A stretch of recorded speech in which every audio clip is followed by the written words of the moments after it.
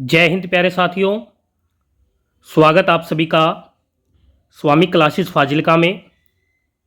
प्यारे साथियों, जैसे कि आप सभी को पता है कि हम हिंदी साहित्य का विस्तृत अध्ययन कर रहे थे, जिसमें हमने आदिकाल यानी कि वीर गाथा काल का अध्ययन शुरू किया हुआ था।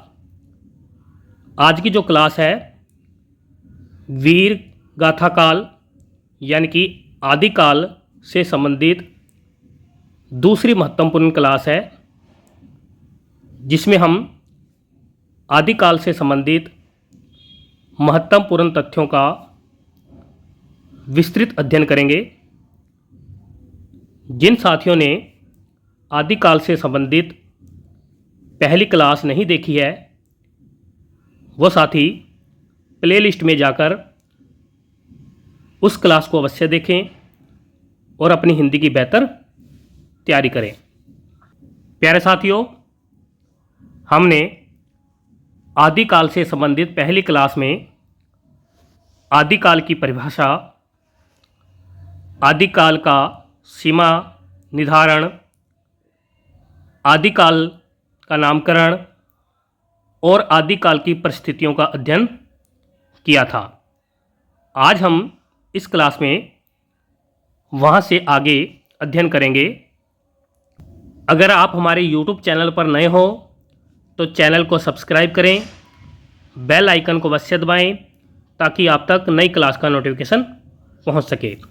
वीडियो को लाइक और शेयर अवश्य करें। शुरू करते हैं आज की क्लास। आज की क्लास में हम आदिकाल की प्रवृत्तियों यानी कि विशेषताओं का अध्ययन करेंगे। यहाँ तक हमने अध्ययन कर लिया था। आज हम आदिकाल की प्रमुख प्रवृत्तियाँ या विशेषताओं का अध्ययन करेंगे। प्यारे साथियों, आदिकाल के संपूर्ण साहित्य को 4 भागों में बांटा गया है। नंबर 1 पर है रासो साहित्य, नंबर 2 पर है बौद्ध साहित्य जिसे सिद्ध साहित्य भी कहते हैं, नंबर 3 पर है जैन साहित्य जिसे रास साहित्य भी कहते हैं, और नंबर 4 पर है नाथ साहित्य। इन चारों साहित्य की आज हम प्रमुख प्रवृत्तियाँ यानी कि विशेषताओं का अध्ययन करेंगे और इसके साथ साथ कुछ अन्य महत्वपूर्ण तथ्यों का भी अध्ययन करेंगे। तो शुरू करते हैं। नंबर 1 पर यानी कि क भाग में देखते हैं रासो साहित्य, वीर गाथा काव्य या चारण काव्य की प्रमुख विशेषताएं। वीर और श्रृंगार रस का समन्वय या अधिक प्रयोग, यानी कि वीर और श्रृंगार रस का समन्वय या कहे तो इसका अधिक प्रयोग रासो साहित्य में देखने को मिलता है। रासो साहित्य में युद्धों का संजीव वर्णन भी मिलता है, यानी कि रासो साहित्य की प्रमुख विशेषता है युद्धों का संजीव वर्णन। रासो साहित्य में समंती जीवन, सभ्यता और संस्कृति का संजीव चित्रण भी मिलता है। सामान्य जनजीवन के चित्रण का अभाव, यानी कि रासो साहित्य के अंतर्गत सामान्य लोगों के जनजीवन का चित्रण नहीं मिलता है। रासो साहित्य में आश्रयदाताओं की अतिशोक्तिपूर्ण प्रशस्ति या प्रशंसा का भी वर्णन मिलता है। आगे देखते हैं। रासो साहित्य में संकुचित राष्ट्रीयता की भावना देखने को मिलती है। कल्पना तत्व की प्रधानता एवं ऐतिहासिकता का अभाव रासो साहित्य में देखने को मिलता है। रासो साहित्य में प्रकृति चित्रण का वर्णन आलंबन तथा उद्दीपन दोनों रूपों में हुआ है। डिंगल भाषा का ज़्यादा प्रयोग, लेकिन कहीं कहीं पर पिंगल भाषा का प्रयोग भी हुआ है। रासो साहित्य में तत्सम, तद्भव और देशज शब्दों का ज़्यादा प्रयोग हुआ है। चारण कवियों की संकुचित मानसिकता रासो साहित्य में देखने को मिलती है। दोहा, चौपाई, छप्य, त्रोटक, गाथा, आला आदि छंदों की प्रधानता रासो साहित्य में देखने को मिलती है। सभी शब्दालंकारों और अर्थालंकारों का प्रयोग रासो साहित्य में मिलता है। विशेष कथन है, हिंदी साहित्य के आदिकाल में राजपूत राजाओं के आश्रित चारण कवियों द्वारा निर्मित काव्य चारण काव्य कहलाता है। सभी साथी याद कर लेंगे। इनका प्रधान विषय वीर गाथाओं से संबंध है, यानी कि इनका जो प्रधान विषय है वह वीर गाथाओं से संबंध है। अंत इसे वीर गाथा काव्य भी कहा जाता है, यानी कि रासो साहित्य को हम वीर गाथा काव्य या चारण काव्य भी कह सकते हैं। राजाश्रित कवियों द्वारा लिखित साहित्य को ही राजाश्रित काव्यधारा कहा जाता है। सभी साथी याद कर लेंगे। आगे देखते हैं। नंबर 2 यानी कि ख भाग में देखेंगे सिद्ध साहित्य या बौद्ध साहित्य की प्रमुख विशेषताएं। इस साहित्य में तंत्र मंत्र साधना पर अधिक बल दिया गया है, यानी कि सिद्ध साहित्य के अंतर्गत तंत्र मंत्र साधना पर ज़्यादा बल दिया गया है। शिव व शक्ति के युगल रूप की उपासना की गई है, यानी कि बौद्ध साहित्य में, जिसे सिद्ध साहित्य भी कहते हैं, शिव व शक्ति की युगल रूप की उपासना की गई है। सिद्ध साहित्य में जाति प्रथा व वर्ण भेद का विरोध किया गया है। इस साहित्य या धर्म में ब्राह्मणों और वैदिक धर्म का खंडन किया गया है, यानी कि सिद्ध साहित्य के अंतर्गत ब्राह्मणों और वैदिक धर्म का खंडन किया गया है। इसमें पंचमकार, मांस, मछली, मदिरा, मुद्रा, मैथुन की दुष्प्रवृत्ति देखने को मिलती है, यानी कि सिद्ध साहित्य के अंतर्गत मांस, मछली, मदिरा, मुद्रा, मैथुन, पंचमकार की दुष्प्रवृत्ति देखने को मिलती है। आगे देखते हैं। विशेष कथन है, नोट कर लेना। बौद्ध धर्म की वज्रयान यानी कि सहजयान शाखा का प्रचार करने के लिए जो साहित्य देश भाषा यानी कि जन भाषा में लिखा गया वही सिद्ध साहित्य कहलाता है। सभी साथी याद कर लेंगे, बहुत ही महत्वपूर्ण है, अक्सर परीक्षा में पूछा ही जाता है। यानी कि बौद्ध धर्म की वज्रयान या सहजयान शाखा का प्रचार करने के लिए जो साहित्य देश भाषा में यानी कि जन भाषा में, लोगों की भाषा में लिखा गया वही सिद्ध साहित्य कहलाता है। सभी साथी याद कर लेंगे। आगे देखते हैं 3 नंबर पर यानी कि ग भाग में रास साहित्य या जैन साहित्य की विशेषताएं। रास साहित्य जैन कवियों द्वारा लिखा गया।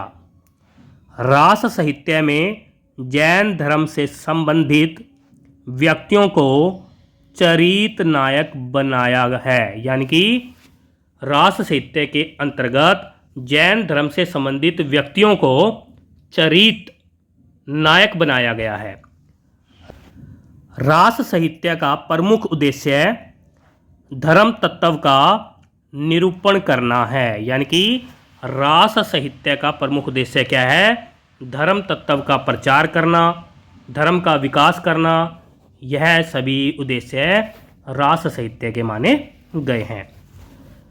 जैन पुराण रास साहित्य के कथानक का उपजीव्य यानी कि प्रमुख स्रोत है। पश्चिम क्षेत्रों में जैन साधुओं और कवियों ने अपने मत का प्रचार हिंदी कविता के माध्यम से किया है।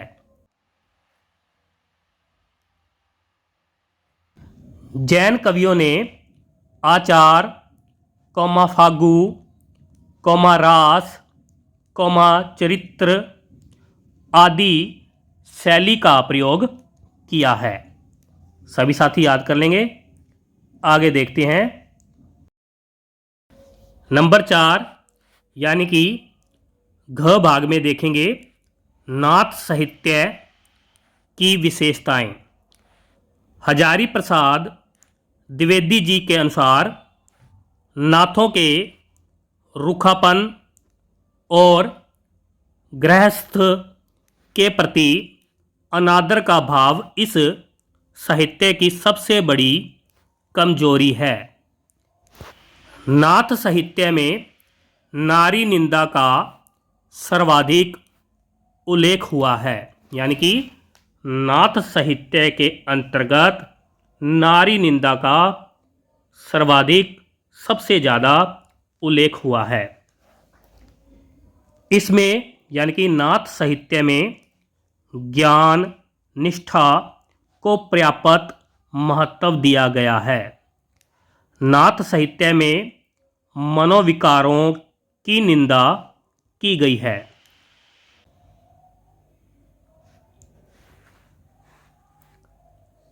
गोरखनाथ के सिद्ध सिद्धांत पद्धति के अनुसार हठ शब्द में ह का अर्थ सूर्य और ठ का अर्थ चंद्रमा होता है। आगे देखते हैं विशेष कथन देखेंगे। आदिकाल में प्रबंध व मुक्तक दोनों प्रकार के ग्रंथों की रचनाएं की गई है। सभी साथी याद कर लेंगे कि आदिकाल के अंतर्गत प्रबंध व मुक्तक दोनों प्रकार के ग्रंथों की रचनाएं की गई है। आगे देखते हैं हिंदी के आदि कवि या प्रथम कवि आचार्य रामचंद्र शुक्ल जी के अनुसार हिंदी का प्रथम कवि राजा मूंज या राजा भोज को माना जाता है। चंद्रधर शर्मा गुलेरी जी के अनुसार हिंदी का प्रथम कवि राजा मूंज को माना जाता है। ठाकुर शिव सिंह सैगर जी के अनुसार हिंदी का प्रथम कवि पुष्य या पुंडर या पुष्पदंत को माना जाता है। मिस्र बंधु जी के अनुसार हिंदी का प्रथम कवि पुष्य या पुंडर या पुष्पदंत को माना जाता है। डॉक्टर राम कुमार वर्मा जी के अनुसार हिंदी का प्रथम कवि स्वयंभू को माना जाता है। सभी साथी याद कर लेंगे। आगे देखते हैं। हजारी प्रसाद द्विवेदी जी के अनुसार हिंदी का प्रथम कवि अब्दुल रहमान या अद्यमान को माना जाता है। बच्चन सिंह जी के अनुसार हिंदी का प्रथम कवि विद्यापति जी को माना जाता है। डॉक्टर गणपति चंद्र गुप्त जी के अनुसार हिंदी का प्रथम कवि शालिभद्र सूरि जी को माना जाता है। वासुदेव जी के अनुसार हिंदी का प्रथम कवि जोइंदू को माना जाता है। माता प्रसाद गुप्त जी और जयदेव जी के अनुसार हिंदी का प्रथम कवि गोरखनाथ को माना जाता है। राहुल साकृत्यायन जी के अनुसार हिंदी का प्रथम कवि सरहप्पा या सरहप्पाद या सरोजवर्ज या राहुल बद्दर जी को माना जाता है, जो कि सर्वमान्य मत है। यानी कि सर्वमान्य मत के अनुसार भी हिंदी का प्रथम कवि सरहप्पा जी को माना जाता है। सभी साथी याद कर लेंगे। नोट में कुछ लिखा हुआ है। राहुल साकृत्यायन ने सरहप्पा की कुछ रचनाओं को इकट्ठा करके दोहा कोश नाम से संपादित किया। बहुत ही महत्वपूर्ण, अक्सर परीक्षा में पूछा ही जाता है। सभी साथी याद कर लेंगे। आगे देखते हैं। आदिकालीन हिंदी की प्रथम रचना या कविता या ग्रंथ को देखेंगे। सर्वमान्य मत के अनुसार आदिकाल की प्रथम रचना श्रावकाचार को माना जाता है, जिसके लेखक देवसेन जी माने जाते हैं, जो कि एक जैन कवि हैं। श्रावकाचार रचना की भाषा अपभ्रंश मानी जाती है और इसका प्रकाशन वर्ष 933 ईस्वी माना जाता है। श्रावकाचार रचना हिंदी की प्रथम साहित्यिक रचना मानी गई है। इस रास ग्रंथ में 250 दोहों में श्रावक धर्म का वर्णन किया गया है। सभी साथी याद कर लेंगे। आगे देखते हैं। गणपति चंद्रगुप्त जी के अनुसार हिंदी की प्रथम रचना भरतेश्वर बाहुबली रास को माना जाता है, जिसके रचनाकार हैं शालिभद्र सूरि जी। हजारी प्रसाद द्विवेदी जी के अनुसार हिंदी की प्रथम रचना संदेश रासक को माना जाता है, जिसके रचनाकार हैं अब्दुल रहमान जी। सभी साथी याद कर लेंगे। आगे देखते हैं। आदिकाल के साहित्य का विभाजन। आदिकालीन साहित्य को मुख्यतः 4 भागों में विभाजित किया जाता है। नंबर 1 पर है रासो साहित्य, नंबर 2 पर है रास साहित्य, जिसे जैन साहित्य भी कहते हैं, नंबर 3 पर है सिद्ध साहित्य यानी कि बौद्ध साहित्य, नंबर 4 पर है नाथ साहित्य। आगे देखते हैं। गौण विभाजन लौकिक साहित्य नाम से किया गया है। आचार्य रामचंद्र शुक्ल जी ने लौकिक साहित्य को आदिकाल की फुटकल रचनाएं कहा है। आचार्य रामचंद्र शुक्ल जी ने मुख्य 4 साहित्य में से केवल रासो को मूल साहित्य माना है और शेष तीनों को मूल साहित्य न मानकर सांप्रदायिक शिक्षा मात्र पुकारा है। बहुत ही महत्वपूर्ण कथन है, आचार्य रामचंद्र शुक्ल जी के द्वारा कहा गया। तो सभी साथी याद कर लेंगे कि आचार्य रामचंद्र शुक्ल जी ने मुख्य चारों साहित्य यानी कि आदिकाल के जो 4 साहित्य हैं उनमें से केवल रासो साहित्य को मूल साहित्य माना है और शेष तीनों को मूल साहित्य न मानकर सांप्रदायिक शिक्षा मात्र पुकारा है। तो सभी साथी याद कर लेंगे। आगे देखते हैं। आचार्य हजारी प्रसाद द्विवेदी जी ने मुख्य चारों साहित्य को ही आदिकाल के साहित्य में शामिल किया है। आगे देखते हैं। आदिकालीन साहित्य को आचार्य रामचंद्र शुक्ल जी द्वारा प्रकरणों में किया गया विभाजन, यानी कि आचार्य रामचंद्र शुक्ल जी ने आदिकालीन साहित्य को आगे प्रकरणों में विभाजन किया है। आचार्य रामचंद्र शुक्ल जी द्वारा आदिकाल के साहित्य को 4 प्रकरणों में विभाजित किया गया है।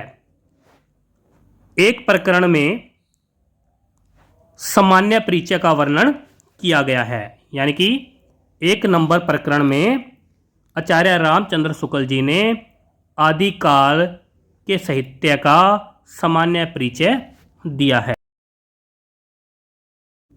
प्रकरण 2 में अपभ्रंश काव्य का वर्णन किया है, यानी कि प्रकरण 2 के अंतर्गत हम सिद्ध, कौमानाथ और रास यानी कि जैन साहित्य का अध्ययन करते हैं। आचार्य रामचंद्र शुक्ल जी ने अपभ्रंश काव्य के अंतर्गत 4 ग्रंथों को शामिल किया है। विजयपाल रासो, हमीर रासो, कीर्तिलता और कीर्ति पताका को। प्रकरण 3 में आचार्य रामचंद्र शुक्ल जी ने देश भाषा काव्य को शामिल किया गया है, जिसमें खुमान रासो, बिसलदेव रासो, पृथ्वीराज रासो, परमाल रासो, जय चंद्र प्रकाश, जय मयंक, जस चंद्रिका, खुसरो की पहेलियाँ और विद्यापति की पदावली को शामिल किया है। आगे देखते हैं। प्रकरण 4 आचार्य रामचंद्र शुक्ल जी ने प्रकरण 4 में फुटकल रचनाओं को शामिल किया है, जिसमें अमीर खुसरो, कोमा, ज्योतिश्वर ठाकुर और विद्यापति आदि कवियों की रचनाएं शामिल है। तो सभी साथी याद कर लेंगे कि आचार्य रामचंद्र शुक्ल ने आदिकालीन साहित्य को 4 प्रकरणों में विभाजित किया है। प्यारे साथियों, आज की इस क्लास में हमने आदिकाल की प्रवृत्तियाँ यानी कि विशेषताएं और आदिकाल के प्रथम कवि, इसके साथ आदिकाल की प्रथम रचनाएं और आदिकाल साहित्य को आचार्य रामचंद्र शुक्ल द्वारा प्रकरणों में किया गया विभाजन का अध्ययन किया है। यहाँ से आगे हम अगली क्लास में अध्ययन करेंगे, यानी कि कल की क्लास में अध्ययन करेंगे। आशा करता हूँ कि आज की क्लास आपको अच्छी लगी होगी। आज की इस क्लास में आपको बहुत कुछ नया सीखने को मिला होगा। इसी प्रकार से निरंतर अध्ययन करने के लिए चैनल को सब्सक्राइब करें, बेल आइकन को अवश्य दबाएं। चैनल को अपने मित्रों साथियों से भी सब्सक्राइब करवाएं ताकि हमारा चैनल आगे बढ़ सके और हम आपके लिए इसी प्रकार से अच्छी क्लास ला सकें। वीडियो को लाइक और शेयर अवश्य करें। मिलते हैं अगली क्लास में, तब तक के लिए जय हिंद।